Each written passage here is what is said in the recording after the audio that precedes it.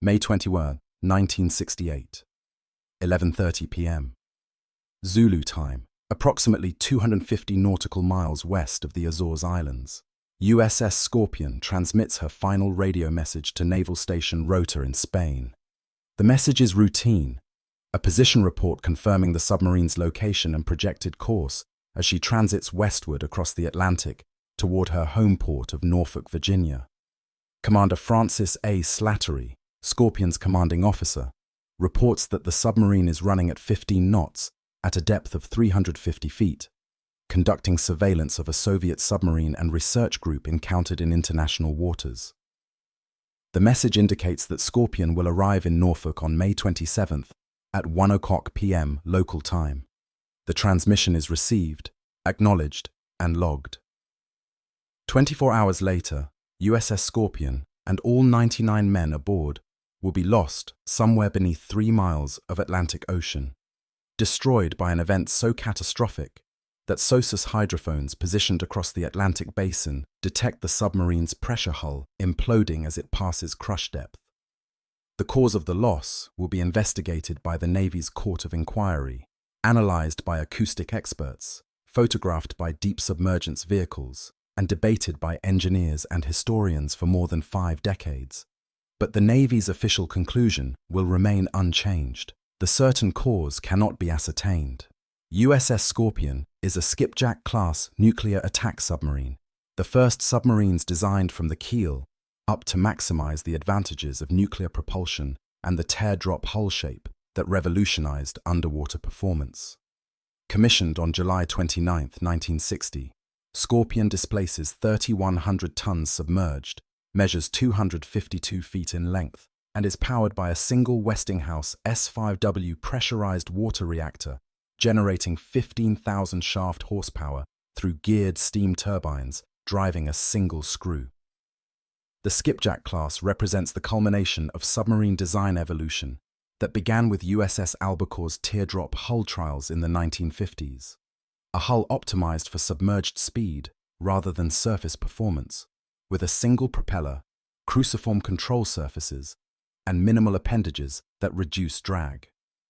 The result is a submarine capable of 33 knots submerged, faster than most surface warships, and 10 knots faster than any previous nuclear submarine. Scorpion's test depth is 700 feet, though the hull is designed with safety margins that theoretically allow excursions beyond that depth in emergencies.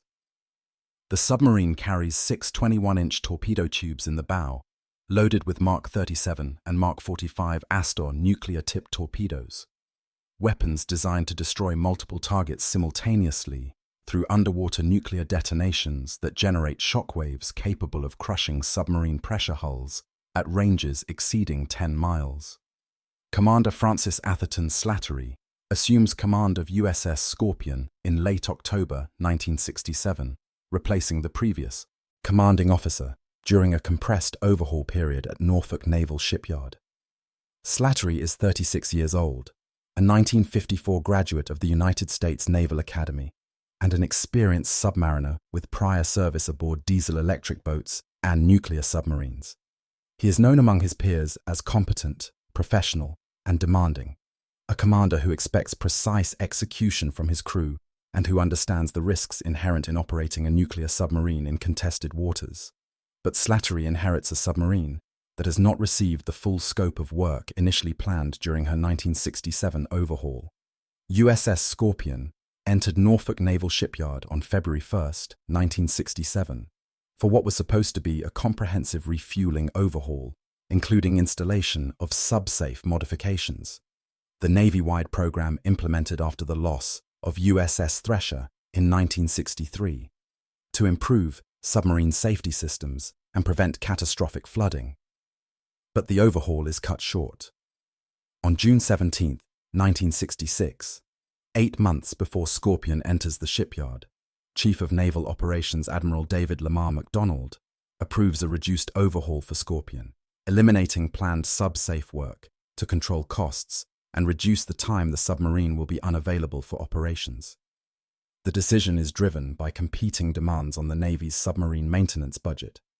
the perception that sub-safe modifications can be deferred until the next overhaul, and the operational requirement to return Scorpion to the fleet as quickly as possible during a period when submarine force readiness is strained by Vietnam War commitments and increased Soviet naval activity.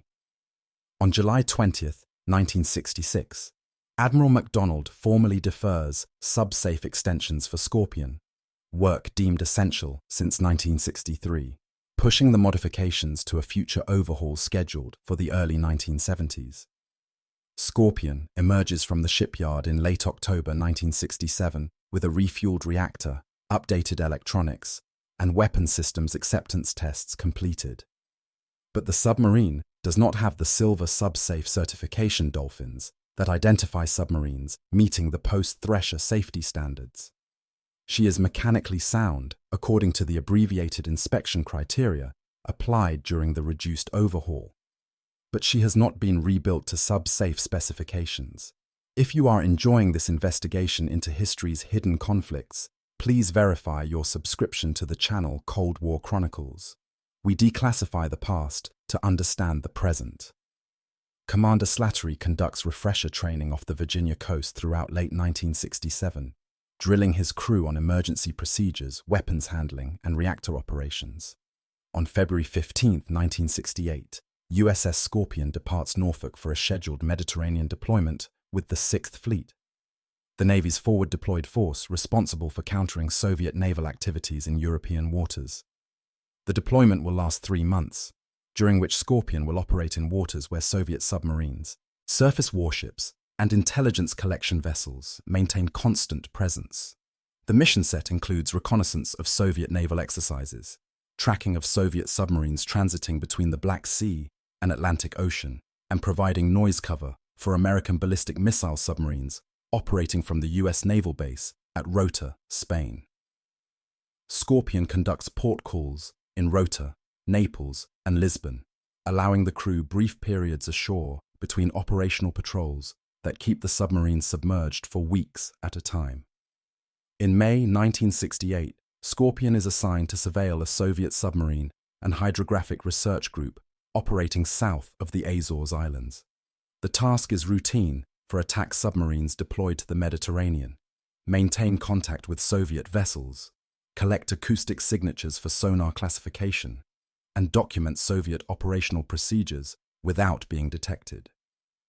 The Soviet group includes at least one submarine, type unknown, and several surface vessels conducting oceanographic surveys.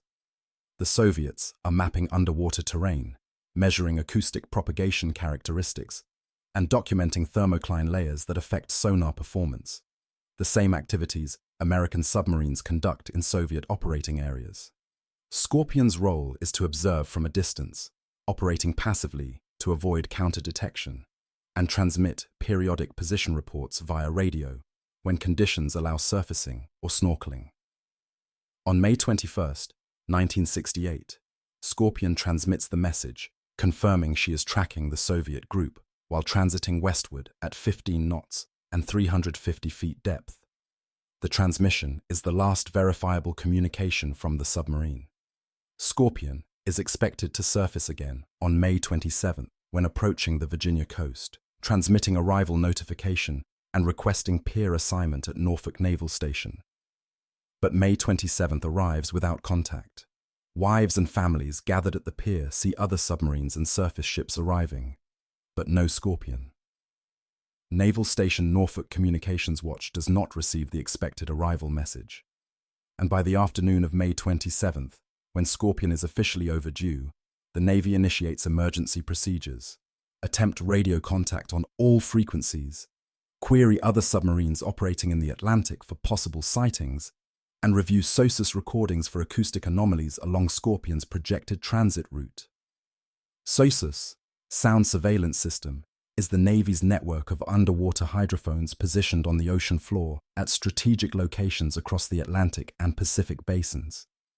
The hydrophones detect acoustic signatures generated by submarines, surface ships, and underwater events, transmitting data via undersea cables to shore stations where technicians analyze the recordings for indications of Soviet submarine activity. SOSUS is classified top secret. Its existence is not publicly acknowledged, and its capabilities are closely guarded because the system provides the Navy with the ability to track Soviet submarines across thousands of miles of ocean, detecting propeller noise, machinery vibrations, and transient sounds that reveal submarine locations even when the boats operate in silent running mode. SOSUS stations spanning from Newfoundland to the Caribbean, from Iceland to the Azores, maintain continuous acoustic surveillance of the Atlantic Ocean, creating an invisible web that detects virtually all submerged activity. On May 28, 1968, one day after Scorpion fails to arrive in Norfolk, SOSUS analysts review recordings from multiple hydrophone arrays positioned in the eastern Atlantic. They identify an acoustic event recorded on May 22nd at approximately 1859 Zulu time, a series of sounds consistent with a submarine pressure hull failing at depth. The recording captures an initial low-frequency noise, possibly a small explosion or sudden flooding, followed 2 minutes later by the unmistakable sound of implosion. The pressure hull collapsing as external water pressure exceeds the structural limits of the steel, compressing the submarine's interior into a fraction of its original volume in milliseconds. The implosion generates a shock wave that propagates through the ocean, detected by SOSUS hydrophones hundreds of miles away. Additional sounds follow the main implosion: secondary collapses, bulkheads failing, compartments flooding, debris settling, creating an acoustic signature that allows analysts to estimate the location and depth where Scorpion was destroyed. The estimated position is 32 degrees 55 minutes north latitude, 33 degrees 9 minutes west longitude, approximately 400 nautical miles southwest of the Azores Islands along Scorpion's projected westward transit route. The water depth at that location exceeds 9,800 feet, placing the wreck far beyond the reach of conventional salvage operations and approaching the operational limits of deep submergence vehicles available in 1968. But the SOSUS data does not explain why Scorpion was lost. The recordings capture the sounds of destruction, but not the precipitating event. Was there an explosion before the implosion? Did flooding cause the submarine to sink below crush depth? Did a mechanical failure, propeller shaft, piping, battery explosion compromise the hull integrity? Or was Scorpion attacked by a Soviet submarine shadowing her movements after she surveilled the Soviet research group? The Navy declares Scorpion and her 99 crew members presumed lost on June 5, 1968. The declaration is made without physical evidence: no wreckage, no debris, no oil slicks, no bodies. The only evidence is the SOSUS recording and the absence of any communication from the submarine after May 21st. The families of the crew are notified through official channels.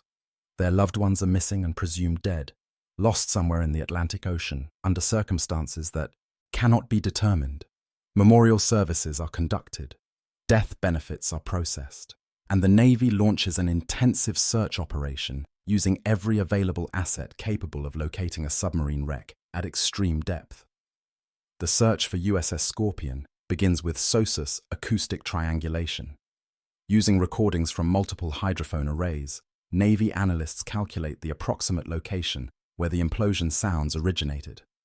The position is refined by analyzing the time differences between when each hydrophone detected the sound, accounting for variations in water temperature, salinity, and depth that affect acoustic propagation speed. The calculations produce a search area approximately 30 nautical miles in diameter, centered on the coordinates derived from SOSUS data. But searching 30 square nautical miles of ocean floor at 10,000 feet depth with 1968 technology is an undertaking that will require months of effort and specialized equipment available to only a handful of organizations worldwide. The Navy assigns USNS Mizar, a research vessel equipped with towed side-scan sonar and deep ocean photography systems, to conduct the search.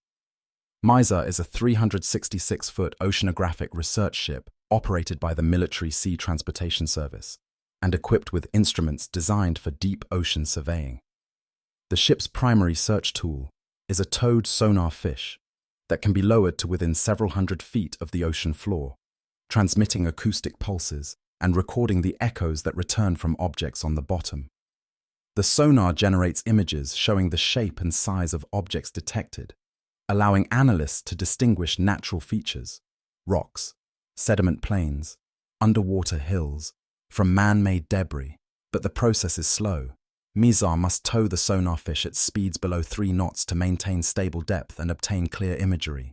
Each pass across the search area covers only a narrow swath, perhaps 500 yards wide, meaning that surveying 30 square nautical miles requires dozens of passes conducted day and night in rotating watches.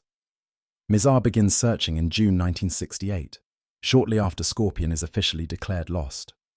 The ship operates from a support base at the Azores, conducting search missions that last weeks before returning to port for fuel, supplies, and equipment maintenance.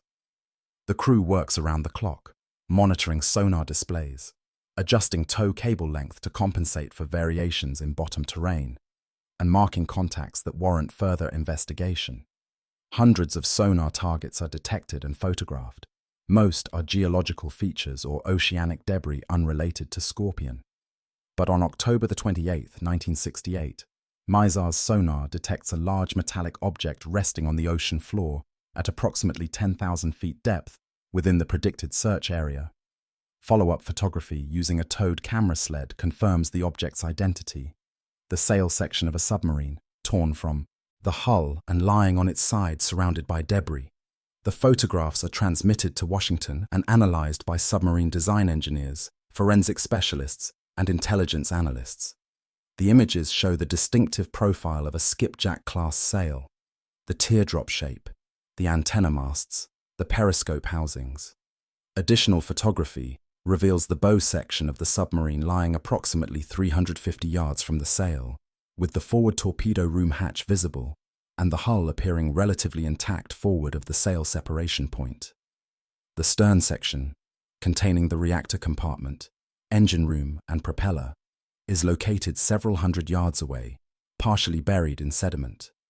The debris field extends across more than half a mile of ocean floor, with fragments of hull plating, piping, machinery, personal effects, and unidentifiable wreckage scattered in patterns that suggest the submarine broke apart during or immediately after sinking. The Navy contracts Bathyscaphe Trieste II, a deep-diving submersible capable of reaching extreme depths with human occupants, to conduct detailed photographic surveys of the wreck. Trieste II is the successor to the original Trieste that reached the deepest point in the world's oceans, the Challenger Deep, in January 1960. The bathyscaphe consists of a pressure sphere capable of supporting 2 occupants and an attached buoyancy tank filled with gasoline, which is less dense than water and provides positive buoyancy at depth. Trieste II descends to the wreck site multiple times between November 1968 and July 1969, photographing the debris field from various angles and collecting visual evidence that will inform the Court of Inquiry's analysis. The photographs reveal damage patterns consistent with catastrophic failure at extreme depth. The sail has been torn from the hull, leaving ragged metal edges where structural attachments failed. The bow section shows no visible signs of external explosion, no blast damage, no holes punched through the hull from outside. But the stern section, which contains the battery compartment located beneath the reactor spaces, shows extensive damage that could indicate internal explosion, or could simply reflect the violence of implosion when the hull passed crush depth. Battery debris, lead plates, plastic separators, acid-damaged metal is scattered across the debris field, suggesting the 69-ton lead-acid battery that provided electrical power when the reactor was shut down may have been involved in the casualty. If you'd like to explore the USS Scorpion mystery in even greater depth, I've included links in the description to books like Blind Man's Bluff by Sherry Sontag and Red November by W. Craig Reed. Both contain detailed analyses of submarine losses and Cold War confrontations that provide context you won't find in any documentary. These resources support the channel and help us continue producing these investigations, and I'm grateful to everyone who chooses to learn more through them. The Court of Inquiry convened to investigate Scorpion's lost conducts hearings throughout 1969, interviewing submarine experts, reviewing maintenance records, analyzing acoustic data, and examining thousands of photographs from the wreck site. The inquiry's mission is to determine the cause of the loss and identify any systemic failures that contributed to the disaster. But the evidence is fragmentary. The submarine is destroyed, lying in pieces at a depth that prevents recovery of critical components for laboratory analysis. The SOSUS recordings capture sounds consistent with flooding and implosion, but do not clearly indicate what initiated the casualty. And the crew, the only witnesses to what happened aboard Scorpion during the final minutes, are all dead. The inquiry considers multiple theories. The first, proposed by Dr. John Craven, the Navy's chief scientist for deep submergence programs, and the man who developed the Bayesian search methodology that located the wreck, suggests that a Mark 37 torpedo experienced a hot run while loaded in a torpedo tube. A hot run occurs when a torpedo's propulsion motor activates accidentally while the weapon is still aboard the submarine, usually due to battery failure or electrical short circuit. The torpedo begins generating heat. Its motor runs at full power inside the confined space of the tube, and within minutes, the battery overheats, catches fire, or explodes. Craven theorizes that Scorpion's crew detected the hot-running torpedo and executed emergency procedures, shut the tube's inner door, attempt to flood the tube from outside to cool the weapon, and if those measures fail, execute an emergency turn to position the submarine so that if the torpedo explodes inside the tube, the blast vents outward through the tube rather than inward into the submarine. But the emergency turn, a 180-degree reversal at speed, could place the submarine on a collision course with its own torpedo if the weapon armed itself and began tracking the loudest acoustic target in the area, Scorpion herself. Craven's analysis of the SOSUS recordings identifies sounds consistent with this scenario. High-speed propeller noise suggesting rapid maneuvering, followed 2 minutes later by an explosion, followed immediately by the sounds of flooding and implosion. The theory explains the timeline, accounts for the debris pattern, and aligns with known hazards associated with Mark 37 torpedoes, which have experienced hot runs aboard other submarines. But the theory cannot be proven without recovering the torpedo tubes and examining whether explosive residue or impact damage indicates a torpedo detonation. And some analysts dispute Craven's interpretation of the acoustic data, arguing that the sounds could equally represent flooding from another cause, followed by the submarine sinking uncontrolled to crush depth. The second theory focuses on the trash disposal unit, a pressure-resistant chamber used to dispose of waste while submerged. The TDU operates by loading trash into a chamber, sealing the inner door, opening the outer door to the sea, and using water pressure to eject the waste. But if the inner door is opened while the outer door is still open, due to mechanical failure, procedural error, or faulty interlocks, seawater floods into the submarine at a rate that can overwhelm damage control efforts. Vice Admiral Arnold Schade, commander of Submarine Force Atlantic, testifies that he believes a TDU malfunction caused the loss. Schade notes that Scorpion had reported TDU problems during the deployment and had requisitioned a replacement latch, indicating the crew was aware of equipment issues. If the TDU flooded the submarine, water entering through the lower level of the operations compartment would flow downward into the battery well, a compartment located beneath the reactor spaces containing the massive lead-acid battery that powers the submarine when the reactor is offline or during emergencies. When seawater contacts a submarine battery, the reaction is immediate and violent. The battery consists of hundreds of cells, each containing lead plates, immersed in sulfuric acid electrolyte. Seawater introduces chloride ions that react with the acid, generating heat and hydrogen gas. If enough cells are contaminated, the battery can short-circuit, releasing enormous electrical energy as heat that ignites hydrogen gas accumulating in the compartment.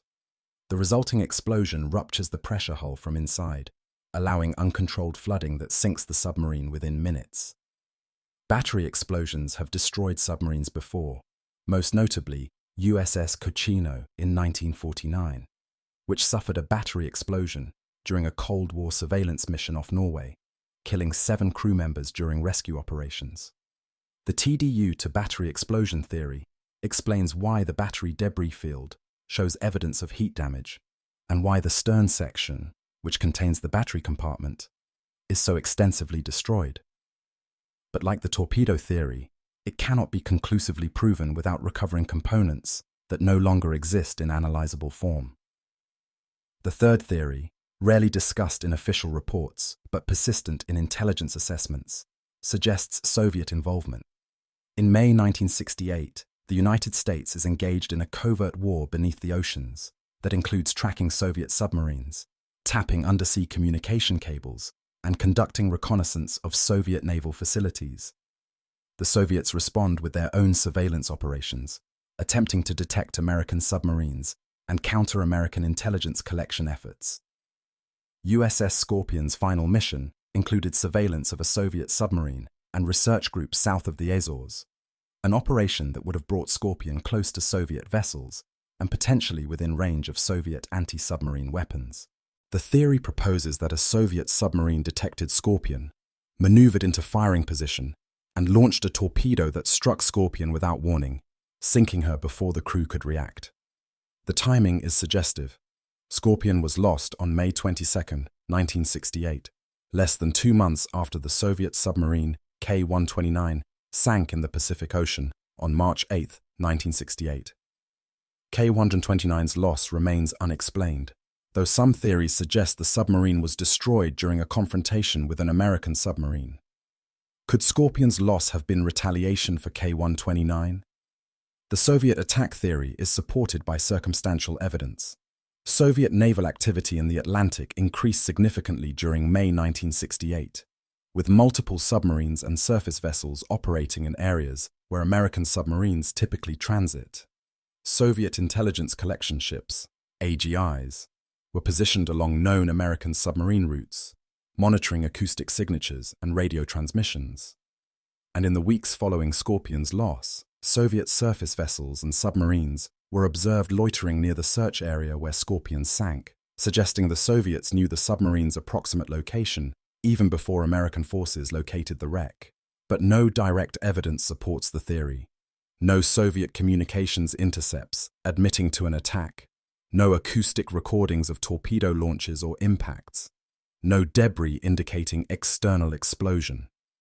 And the Navy's official position has never acknowledged Soviet involvement, likely because confirming an attack would require a military response that could escalate into broader conflict. The Court of Inquiry completes its investigation in January 1970, issuing findings that satisfy no one. The court concludes that the certain cause of the loss of Scorpion cannot be ascertained from evidence now available. The court lists the torpedo hot run theory as the most probable explanation, but acknowledges that TDU flooding, battery explosion, mechanical failure, or other causes cannot be ruled out. The inquiry identifies no culpability, no individual whose actions or decisions caused the loss, no procedural violations that contributed to the disaster. The court recommends improvements to torpedo safety systems, TDU interlocks, and battery ventilation, but stops short of declaring that any specific failure caused Scorpion's destruction. The families of USS Scorpion's 99 crew members are left with a loss that has no closure. Unlike casualties in surface warfare, where remains are recovered and funeral rites provide finality, submarine disasters leave families with nothing tangible, no bodies, no personal effects, no physical evidence that their loved ones are gone. The men of Scorpion remain entombed inside the wreck lying 10,000 feet beneath the Atlantic, beyond the reach of recovery operations, and destined to remain on the ocean floor indefinitely. The Navy conducts memorial services at Norfolk Naval Station and at Arlington National Cemetery, honoring the crew with military ceremony and declaring them on eternal patrol, the submariner's epitaph for those lost at sea. But the absence of answers about how and why Scorpion was lost compounds the grief, transforming mourning into a search for truth that many families pursue for decades.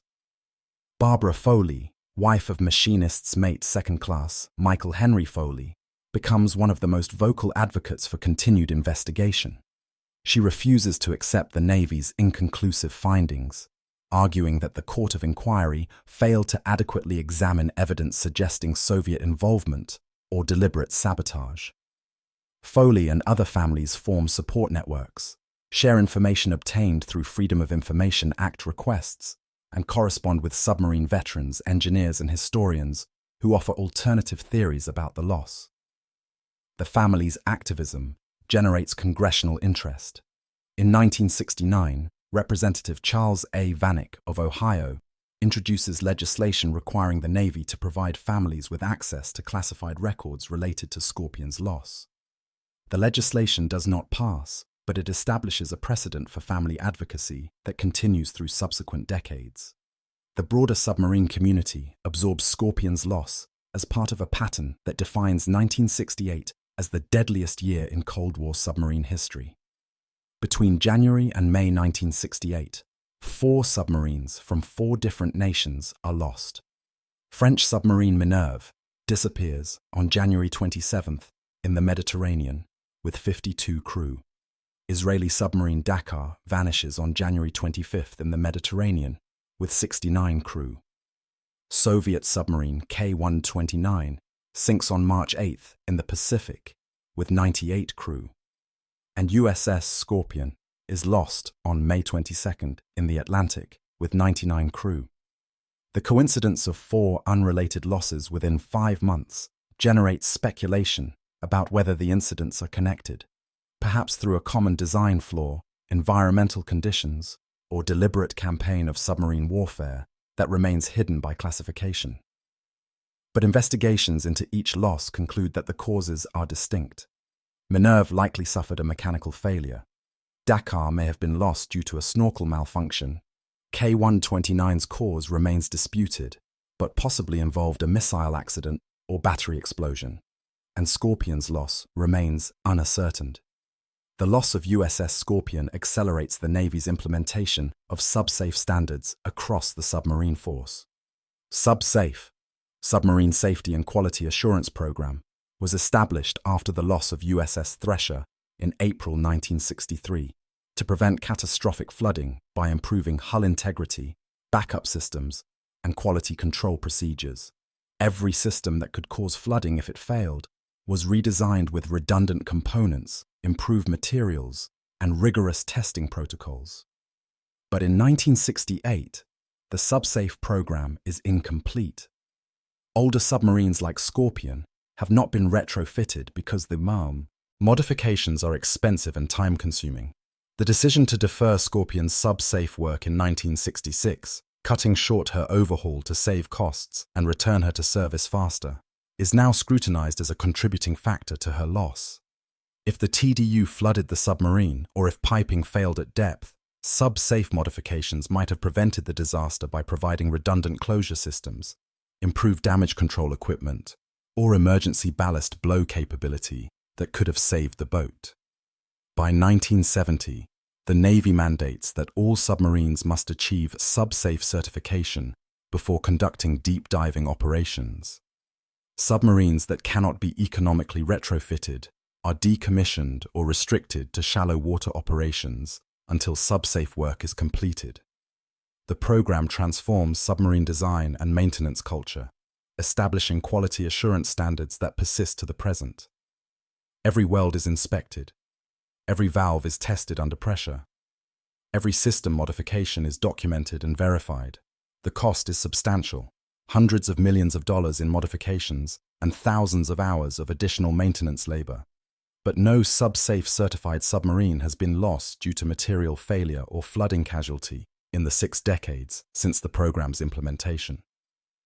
The lives lost aboard Thresher and Scorpion purchased this legacy, a submarine force that operates with safety margins unimaginable during the 1960s.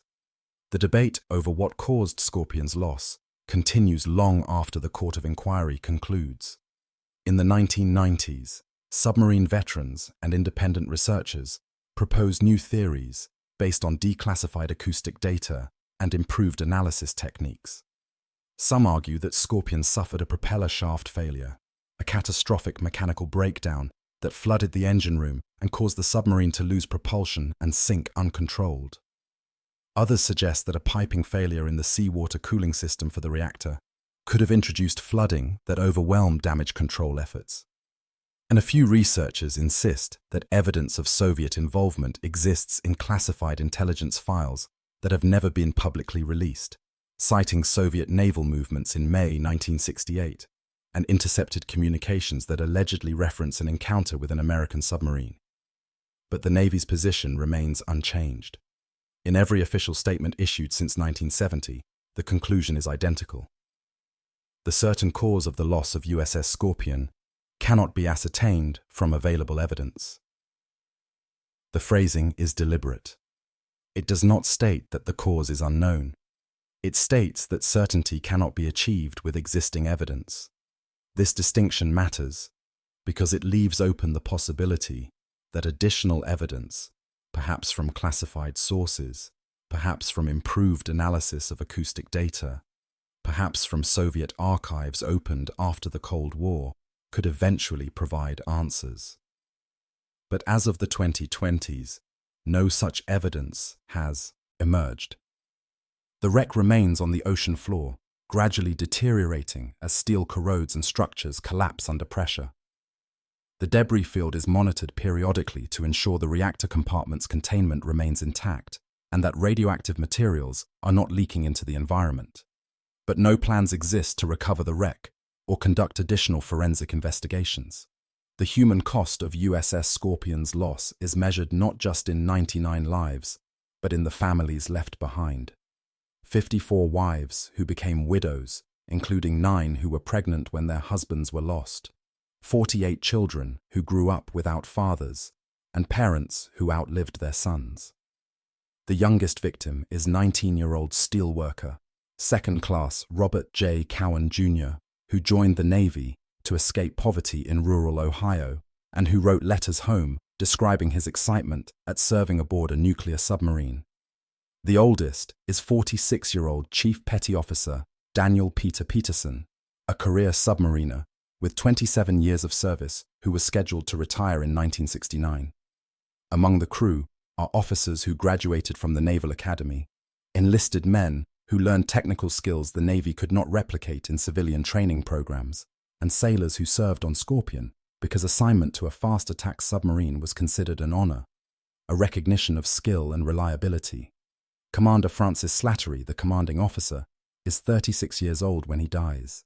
His wife Dottie is left to raise their 4 children alone. In the years following the loss, she corresponds with other widows, attends memorial services, and advocates for families seeking answers from the Navy. Slattery's reputation as a commanding officer is scrutinized during the court of inquiry, with some testimony suggesting he drove the crew hard and accepted operational risks that more cautious commanders might have avoided. But no evidence emerges indicating that Slattery made decisions that directly caused the loss.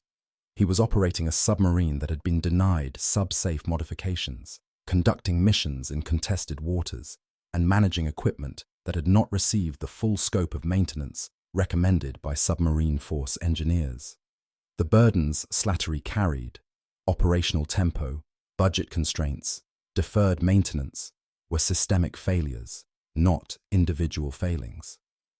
If this investigation into USS Scorpion and the 99 men who vanished with her has moved you, please take a moment to like this video, subscribe to Cold War Chronicles, and turn on notifications so you never miss another story from the invisible war. Drop a comment below telling us where you're watching from, or if you or your family members served aboard submarines during the Cold War. Your stories and memories are part of preserving this history. Every like, every comment, every subscription helps these forgotten stories reach more people who need to hear them. You are part of ensuring these heroes and their sacrifices are not forgotten. The memorial to USS Scorpion's crew stands at Arlington National Cemetery, a granite monument inscribed with the names of all 99 men lost. The memorial is located near the tomb of the unknown soldier, ensuring that visitors to Arlington encounter the Scorpion Memorial and remember that submarine warfare exacts costs that remain invisible to most Americans. Annual memorial services are conducted on May 22nd, the anniversary of the loss, attended by surviving family members, submarine veterans, and representatives from the Navy's submarine force. The services include the reading of names, the laying of wreaths, and the tolling of a bell 99 times, once for each man lost. The ceremony concludes with the submariner's prayer. Lord, this is a sailor's prayer. Help me to be the best shipmate possible. Let me be a source of strength and courage to my shipmates. Let our boat be a safe boat, and our mission a successful one.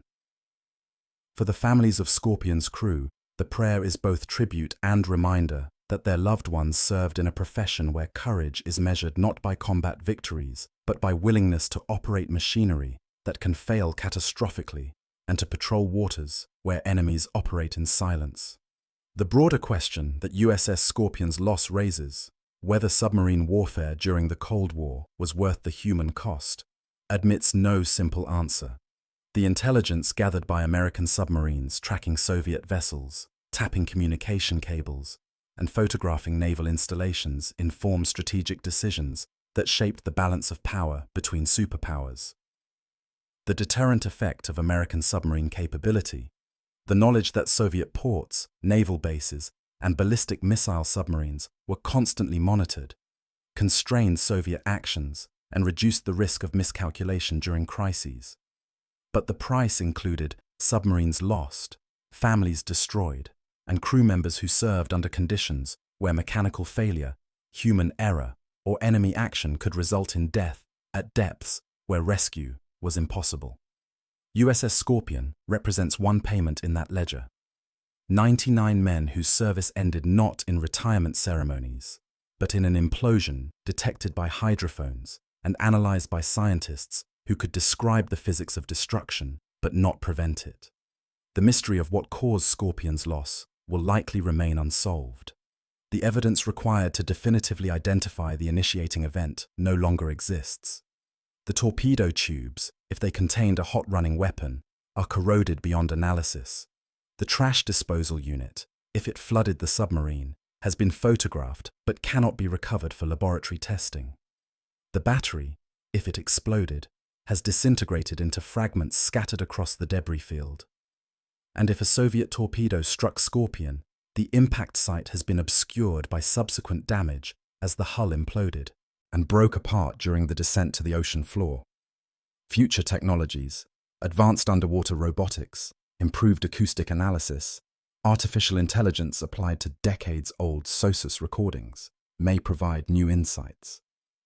But barring the discovery of Soviet records admitting to an attack, or the recovery of a critical component that conclusively identifies the failure mode, the cause will remain in the category of reasonable theories supported by circumstantial evidence, but unproven by physical confirmation. What can be stated with certainty is that USS Scorpion was lost on May 22, 1968, during the return transit from a deployment that placed the submarine in contested waters where Soviet forces operated.